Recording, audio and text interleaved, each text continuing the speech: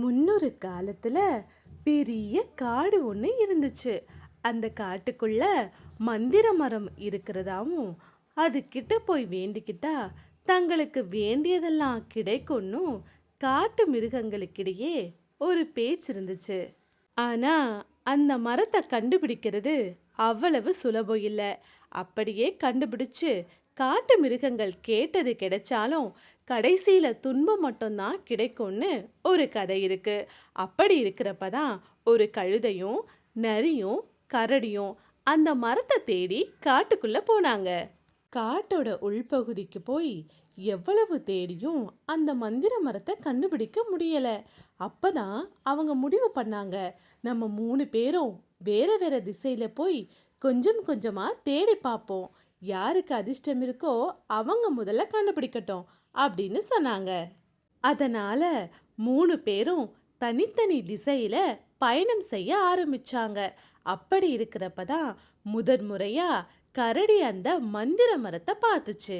உடனே தான் இந்த காட்டுக்கே ராஜாவா மாறணும் அப்படின்னு வேண்டிக்கிச்சு. அது மாதிரியே நடக்கும் அப்படின்னு ஒரு சத்தம் வானத்துல இருந்து கேட்டுச்சு. மந்திர மரத்துக்கிட்ட வரம் வாங்கின கரடி அங்க இருந்து தான் வசிக்கிற காட்டுக்கு போச்சு. அங்க போனதுக்கு அப்புறம் தான் தெரிஞ்சது சிங்கராஜாவுக்கு உடம்பு முடியலன்னு. உடனே அங்க இருந்த மந்திரிகள் எல்லாரும் சேர்ந்து, இப்போதைக்கு யாரையாவது கொஞ்ச நாளைக்கு காட்டாளுற தற்சமய ராஜாவா நியமிப்போம் அப்படின்னு பேசிட்டு இருந்தாங்க.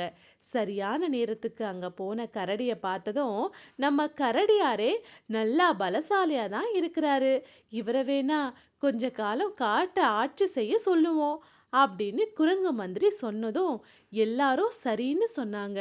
மந்திர மரத்தை வேண்டுனதால தான் தனக்கு நல்லது நடந்திருக்குன்னு நினைச்ச கரடி ரொம்ப சந்தோஷப்பட்டுச்சு.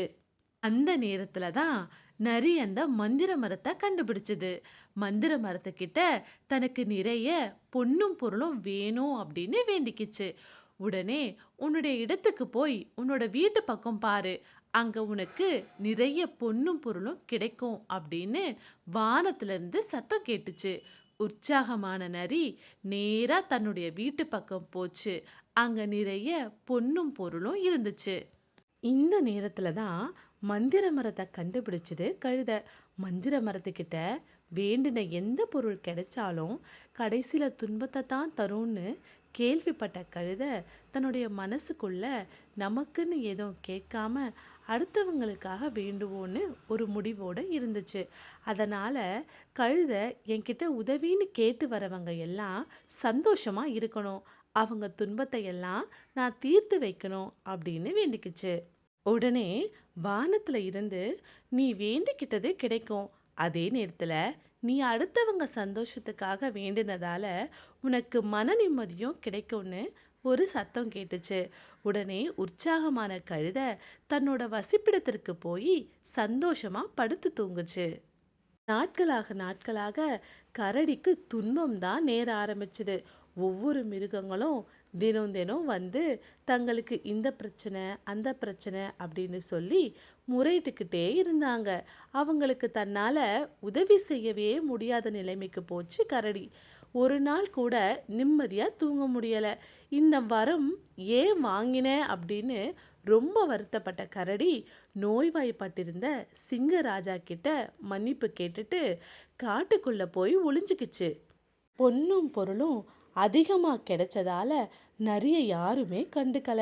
சாப்பிட கிடைச்ச ஒரு பழத்தை கூட நரிக்கு மற்ற மிருகங்கள் கொடுக்கறதுக்கு விரும்பல. நீதான் இவ்வளோ பணம் வச்சிருக்கல, நீயே உனக்கான சாப்பாடு வாங்கி சாப்பிட்டுக்கோ அப்படின்னு சொல்லிட்டு போயிட்டாங்க. மற்ற மிருகங்கள் இப்படியே தொடர்ந்து தன்னை புறக்கணிக்கப்படுறத நினைச்ச நரி தன்கிட்ட இருந்த மொத்த பணத்தையும் நேரா கொண்டு போய் காட்டுக்குள்ள போட்டுட்டு வந்துருச்சு. ஆனா அடுத்தவங்களுக்கு உதவி செய்யணுன்ற நோக்கத்தோட புத்திசாலித்தனமா கேள்வி கேட்ட கழுதையோட புகழ் உலகம் முழுவதும் பரவுச்சு. யாராவது தனக்கு பசிக்குது அப்படின்னு கழுதைக்கிட்ட கேட்டு வந்தா கழுதைக்கு தானாவே நிறைய உணவு வந்து சேர்ந்துச்சு. ஏன்னா அவங்களுக்கு உதவி செய்யற நிலைமையில தான் இருக்கணும் அப்படின்னு மந்திர மரத்துக்கிட்ட வேண்டி இருந்ததால நிறைய உணவு கழுதைக்கு கிடைச்சது.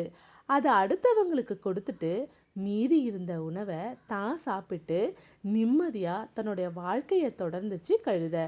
மந்திர மரத்துக்கிட்ட வேண்டிக்கிட்டு வந்தா துன்பத்துல தான் முடியும் அப்படின்ற சாபத்தை ஜெயிச்ச கழுதை காட்டு விலங்குகள் மத்தியில பெரிய கதாநாயகனா மாறிடுச்சு. எல்லா மிருகங்களும் தங்களுடைய பிரச்சனைய கழுதை தீர்த்து வைக்கவும் சிங்கராஜாவுக்கு அடுத்தபடியா கழுதைய தான் உயர்வா நினைக்க ஆரம்பிச்சாங்க.